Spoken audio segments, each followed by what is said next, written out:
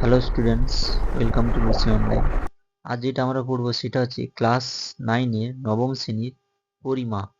নবম শ্রেণীর পরিমাপ। কেন আমরা হঠাৎ পরিমাপ নিয়ে পড়তে যাব প্রথম অধ্যায়?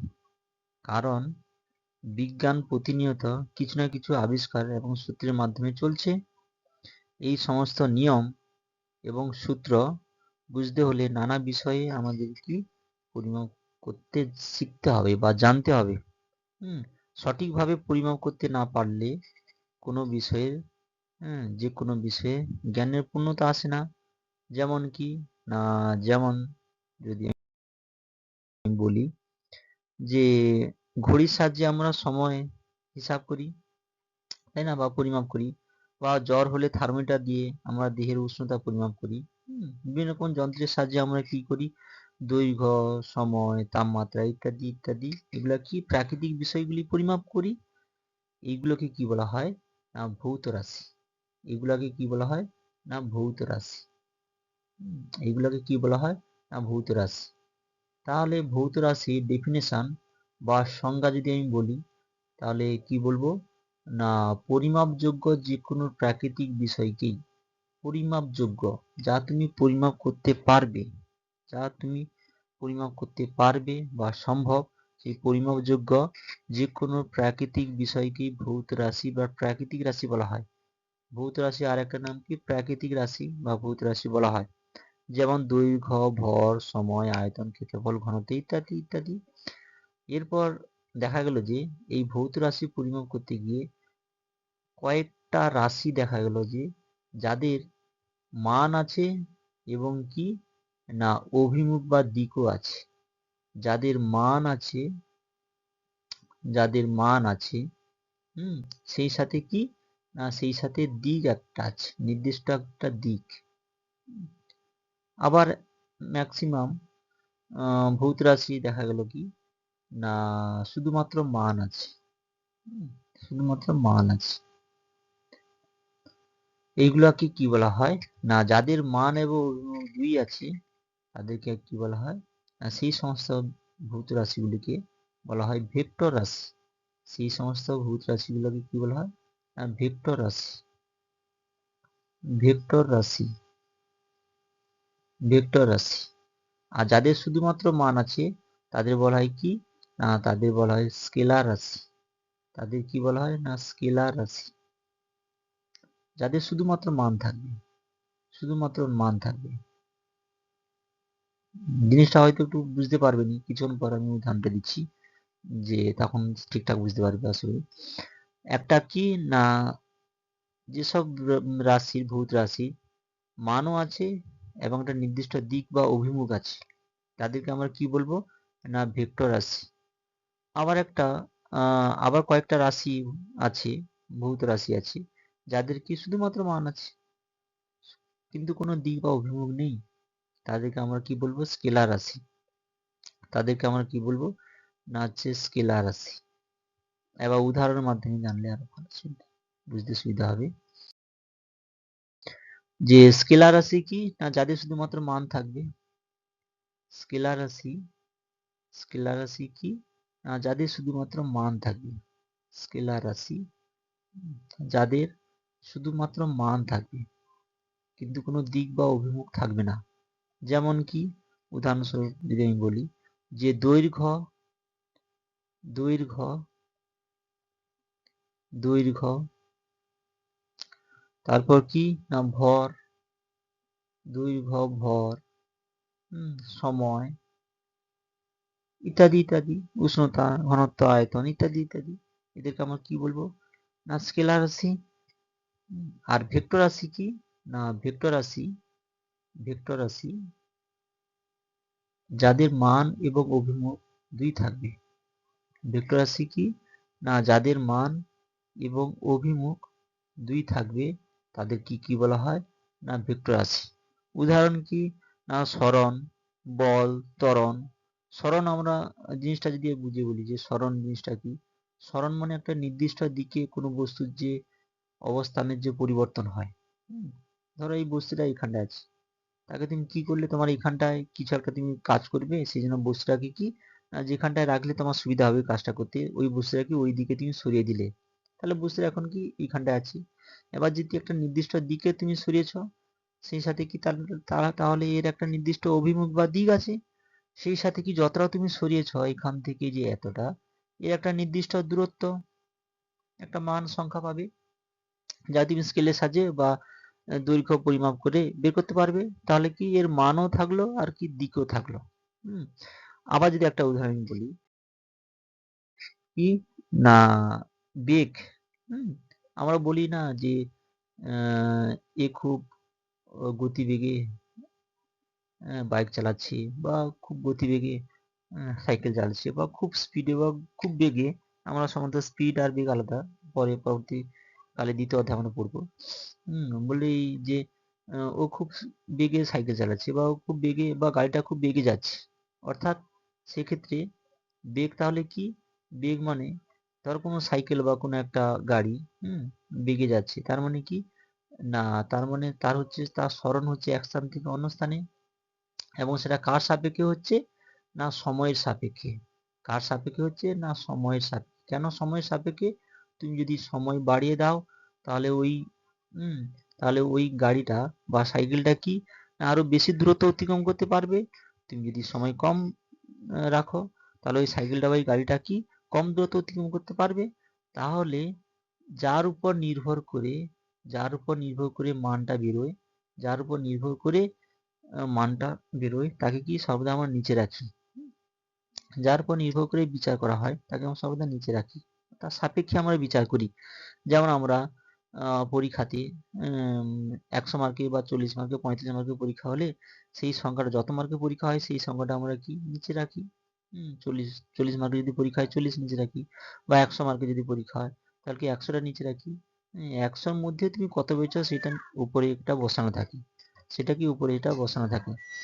আচ্ছা, তাহলে দেখো যে বেগ হলো কি না, বেগ হচ্ছে সরণ বাই সময়। বেগ কি না, বেগ তাহলে কি সরণ বাই সময়, সরণ বাই সময়। আবার সরণ কি না, সরণে একটা নির্দিষ্ট দিক আছে। কেউ সাইকেল নিয়ে যদি বেগে যায় বা গাড়িটা যায়, সে তো একটা নির্দিষ্ট দিকে যাচ্ছে। একটা নির্দিষ্ট দিকে গন্তব্যস্থলের দিকে যাচ্ছে, তাহলে তার কোনো নির্দিষ্ট দিক আছে। উত্তর হোক, দক্ষিণ হোক, পূর্ব হোক, পশ্চিম হোক, একটা নির্দিষ্ট দিকে যাচ্ছে। তাহলে তার নির্দিষ্ট দিক তুমি এখান থেকে পেলে, কি তার দিক নির্দিষ্ট এখান থেকে পেলে। সেই সাথে কি না সময়, তো আজ সময় দিয়ে যদি তুমি এটা ভাগ করো, সরণের একটা কি নির্দিষ্ট মান থাকবে, নির্দিষ্ট একটা দূরত্ব থাকবে, সেই দূরত্বকে সময় দিয়ে যদি ভাগ করো, তাহলে একটা সংখ্যাও পেলে, এখানে একটা সংখ্যা মান পাবে। সেই সাথে কি পাবে না, সেই সাথে একটা দিকও পাবে, দিক পাবে। তখন এই রাশিগুলোকে কি বলা হয় না ভেক্টর রাশি। তখন এই রাশিগুলো কি বলা হয় ভেক্টর রাশি। অর্থাৎ ভেক্টর রাশি তারাই হবে যাদের মান এবং অভিমুখ দুই থাকবে। ত্বরণ বা মন্দন হতে পারে, বেগের পরিবর্তন বাই সময়। আবার বেগ কি, বেগ মানে আমরা জানলাম কি সরণ বাই সময়। এগুলা হচ্ছে কি না, এগুলা হচ্ছে তোমার হচ্ছে ভেক্টর রাশি। এগুলা হচ্ছে ভেক্টর রাশি। বল যদি আমি বলি, তাহলে বল কি না, বল হচ্ছে ভর ইন্টু ত্বরণ। আবার ত্বরণ কি, বেগের পরিবর্তন বাই সময়। সেই বেগ চলে আসা মানেই কি সরণ পেয়ে যাবে। সরণ মানে কি তার নির্দিষ্ট দিক থাকবে। এইভাবে এই রাশিগুলো কি রাশি বলা হয় না হচ্ছে ভেক্টর রাশি। এবার স্কেলার রাশি আর ভেক্টর রাশির মধ্যে যদি আমি পার্থক্য বলি, তাহলে দুটো সংজ্ঞা দিয়ে দিবে। পার্থক্য বলে সবসময় দুই দিকে দুটো সংজ্ঞা দিয়ে দিবে। একটা পার্থক্য। 2 নম্বর পার্থক্য কি, স্কেলার রাশিগুলো কি হয় না, স্কেলার রাশির যে গুণফল, দুটা স্কেলার রাশির গুণফল, ধরো একটা স্কেলার রাশিটা মান পাবে, মান পেলে কি 5, আর একটা স্কেলার রাশির মান পেলে ধরো 6। তাহলে এই দুটা স্কেলার রাশির গুণফল সর্বদা একটা স্কেলার রাশি হয়। দেখো তো গুণ করে দেখো, 6×5 = 30। তাহলে যে মানটা পেলে ওটাই কি একটা সংখ্যা পেলে। তাহলে দুটো স্কেলার রাশির গুণফল সর্বদা একটা স্কেলার রাশি পেলে। আবার কি দুটি ভেক্টর রাশির গুণফল, দুটি ভেক্টর রাশির ক্ষেত্রে হয়, দুটা ভেক্টর রাশির গুণফল, ধরো এটা 5, আর কি না তুমি ওটা ধরে নাও নর্থ। আবার তুমি একটা গুণ করো, গুণ যদি আমি করি না, ধরো এইটা আছে যে সিক্স ধরো সাউথ, বা নর্থ নর্থ হতে পারে। তাহলে এখান থেকে তুমি কি পাবে না 6 5 30 আর নর্থ সাউথ মিলে কোনো একটা তুমি একটা দিক এখানে পাবে। অর্থাৎ এর এই সাধারণ বীজগাণিতিক নিয়ম অনুসারে গুণ যোগ বিয়োগ কিছু হয় না। এর একটা নির্দিষ্ট অধ্যায় আছে, আমরা উঁচু ক্লাসে 11-এ গিয়ে পড়বো। আই জে কে ক্যাপ দিয়ে, I J I J K, এদের মাথায় ক্যাপ বসানো থাকে, এদের মাথায় হচ্ছে ক্যাপ বসানো থাকে। এইগুলো আমরা পড়বো, অর্থাৎ উঁচু ক্লাসে ওইটা আমরা জানবো। 11-এ গিয়ে ওটা আমরা ভেক্টর রাশি নিয়ে স্পেশাল আমরা অঙ্কে পড়বো, তাছাড়া আমরা সায়েন্সেও এতেও পড়বো। নিয়ে কি এগুলা হচ্ছে সাধারণ বীজগাণিতিক নিয়ম অনুসারে হয় না। অর্থাৎ যে সামান্য যে গুণ, এখানে তুমি একটা মানের যে মান তো পেয়ে যাবে, দিকের একটা গুণ তোমার স্বাভাবিক নিয়মে হয় না। এটা ভেক্টরের একটা নির্দিষ্ট জ্যামিতিক একটা নিয়ম আছে, ওই নিয়ম অনুসারে হয়। এটা হচ্ছে স্কেলার রাশি আর ভেক্টর রাশির পার্থক্য। এর মধ্যে একটা ইম্পর্টেন্ট জিনিস আছে, যেটা হচ্ছে খুব ব্যতিক্রম। ব্যতিক্রম কি না, ব্যতিক্রম হচ্ছে প্রবাহ মাত্রা, তড়িৎ প্রবাহ মাত্রার মান, তড়িৎ প্রবাহ মাত্রার মান, তড়িৎ প্রবাহ মাত্রার মান, তড়িৎ প্রবাহ মাত্রার মান, তড়িৎ প্রবাহ মাত্রার মান, তড়িৎ প্রবাহ মাত্রার মান, তড়িৎ প্রবাহ মাত্রার মান এবং এবং অভিমুখ বা দিক, অভিমুখ বা দিক দুই আছে। তড়িৎ প্রবাহ মাত্রার মান এবং অভিমুখ দুই আছে, কিন্তু এটি কি না, কিন্তু এর হচ্ছে যোগ, এর যোগ হচ্ছে ভেক্টর নিয়মে হয় না। এর যোগ বিয়োগ ভেক্টর নিয়মে হয় না। সেই জন্য কি করা হয়, সেই জন্য তড়িৎ প্রবাহ মাত্রা কি না, তড়িৎ প্রবাহ মাত্রা একটা ভেক্টর রাশি নয়, তড়িৎ প্রবাহ মাত্রা একটা ভেক্টর রাশি নয়। এটি একটি স্কেলার রাশি, এটা ব্যতিক্রম স্কেলার রাশি, এটা কি স্কেলার রাশি, স্কেলার রাশি। তড়িৎ প্রবাহ মাত্রার মান এবং অভিমুখ দুই আছে, তাও কি না একে আমরা স্কেলার রাশি বলবো, কারণ ভেক্টর রাশির যে যোগ গুণ বিয়োগ, এটা কি না এই নিয়মে এই রাশির হয় না। অর্থাৎ কি না, ইহার যে তড়িৎ প্রবাহ মাত্রায় এই তড়িৎ প্রবাহ মাত্রার যোগ ভেক্টর যোগের নিয়ম অনুসারে হয় না, ভেক্টর যে নিয়ম আছে ওই নিয়ম অনুসারে হয় না, তাই কে বলা হয় কি, তাই এটি একটি স্কেলার রাশি। পরীক্ষাতে ইম্পর্টেন্ট বেশি ব্যতিক্রম গুলো দেয়, তড়িৎ প্রবাহ মাত্রা একটি স্থির রাশি, বলবো যে কি না স্কেলার রাশি, ভেক্টর রাশি নয়। এরপর যেটা আছে, একটা মাত্র মৌলিক একক দ্বারা প্রকাশিত একটা ভেক্টর রাশি তোমাকে বলতে পারি, শুধু একমাত্র মৌলিক একক থাকবে এমন একটি ভেক্টর রাশির নাম বলো। একটাই মাত্র মৌলিক একক থাকবে। মৌলিক একক মানে আমরা যেমন এর আগে পড়ছিলাম যে বেগ, সরণ বাই সময়, যে দুটো আছে, এখানে যে একটাই থাকবে, সেই রকম একটা উদাহরণ কি না সরণ, সেরকম একটা উদাহরণ হচ্ছে সরণ। সরণ কি না, সরণ হচ্ছে এমনই একটা ভেক্টর রাশি যা একটি মাত্র মৌলিক রাশি দ্বারা গঠিত, যা একটি মাত্র মৌলিক রাশি, যা একটি মাত্র মৌলিক রাশি দ্বারা গঠিত, যা একটি মাত্র মৌলিক রাশি দ্বারা গঠিত, একটি মাত্র মৌলিক রাশি দ্বারা গঠিত, একটি মাত্র মৌলিক রাশি দ্বারা গঠিত। একটি মাত্র মূল রাশি মানে ও শুধু একটাই রাশি, একটাই শুধু ওখানে থাকবে। সরণ মানে কি একটা নির্দিষ্ট দিকে অবস্থান পরিবর্তনকে সরণ বলা হয়। যেমন আমরা কিছুক্ষণ আগে বললাম যে বেগ, সরণ বাই সময়, সেক্ষেত্রে দুটো রাশি আছে, সরণও আছে সময়ও আছে, কিন্তু সরণের ডেফিনেশন আমরা দ্বিতীয় অধ্যায়ে পড়বো। একটা নির্দিষ্ট দিকে বা নির্দিষ্ট সরলরেখা বরাবর বস্তু অবস্থান পরিবর্তনকে কি বলা হয়, সরণ। তার মানে একটা মাত্র মূল রাশি আছে, এইগুলো হচ্ছে পরে ইম্পর্টেন্ট, এগুলো ব্যতিক্রম টাইপের, একটু মনে রাখতে হবে। আবার কি না, দ্রুতি আর বেগ আছে, দ্রুতি বেগ একক একই হলেও দ্রুতি স্কেলার রাশি কিন্তু বেগ ভেক্টর রাশি। দ্রুতি দ্রুতি দ্রুতি আর হচ্ছে কি বেগ, এই দুইজনের একক হচ্ছে সেম, এই দুইজনের একক একই, কিন্তু দুটি একটি কি না স্কেলার রাশি, দুটি একটি কি স্কেলার রাশি। দ্বিতীয় অধ্যায় এগুলো নিয়ে আমরা ডিটেলস ওখানে পড়বো, এগুলো নিয়ে আমরা ডিটেলস ওখানে ব্যাখ্যা করবো। শুধু একটু এখানে মনে রাখো, ওখানে আমরা কনফিউশন গুলো ওখানে ঠিকঠাক করে নেবো, প্রবলেম গুলো সলভ করে নেবো। দুটি একটি কি না স্কেলার রাশি, কিন্তু বেগ, বেগ কি না বেগ একটা ভেক্টর রাশি, কিন্তু দুইজনের একক একই। তাহলে আমাদের ডেফিনেশন বা সংজ্ঞা জানতে হবে। সেই সংজ্ঞা জানতে হলে এগুলো আমাদের এই প্রথম অধ্যায় তোর বেশি দরকার নেই, শুধু একটু জেনে রাখো যে দ্বিতীয় অধ্যায় এগুলো নিয়ে আমরা ডিটেলস পড়বো। দ্বিতীয় অধ্যায় এগুলো আমাদের আছে, দুটি বেগ, ত্বরণ, সরণ, মন্দন, ভরবেগ ইত্যাদি সব আছে। এই হচ্ছে এইসব প্রশ্ন তোমাদের এগুলো পড়ে। এরপর আমরা ছোট করে একটু জেনে নিই যে ভৌত রাশির একক, ভৌত রাশির একক কি। আচ্ছা, ভৌত রাশির একক, একক জানতে হলে আমরা যেটা আমাদের জানতে হবে সেটা কি না, সেটা হচ্ছে এককের সংজ্ঞা যদি আমি বলি, ধরো কোনো জিনিস একটা কি না মেপে, একটা কি না কোনো একটা জিনিস দোকানে গেলে আমরা কি না মেপে সেটা নিই। এবার এই যে নির্দিষ্ট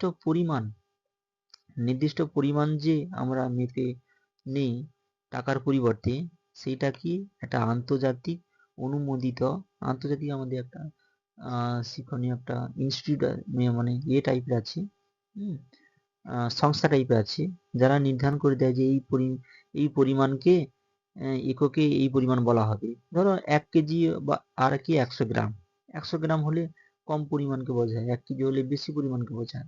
এই যে পরিমাণ যে এই পরিমাণটাকে যে নির্দিষ্ট করে দিচ্ছে, ওইটা কি একটা আন্তর্জাতিক অনুমোদিত, এবং সেখান থেকে আমরা কি জানি ওটা নির্দিষ্ট এবং সুবিধাজনক পরিমাণকে, নির্দিষ্ট এবং সুবিধাজনক পরিমাণ, সেটাকে কি করা হয় না, সেটাকে কি বলা হয় না, সেটাকে বলা হয় কি না রাশি, সরি একক।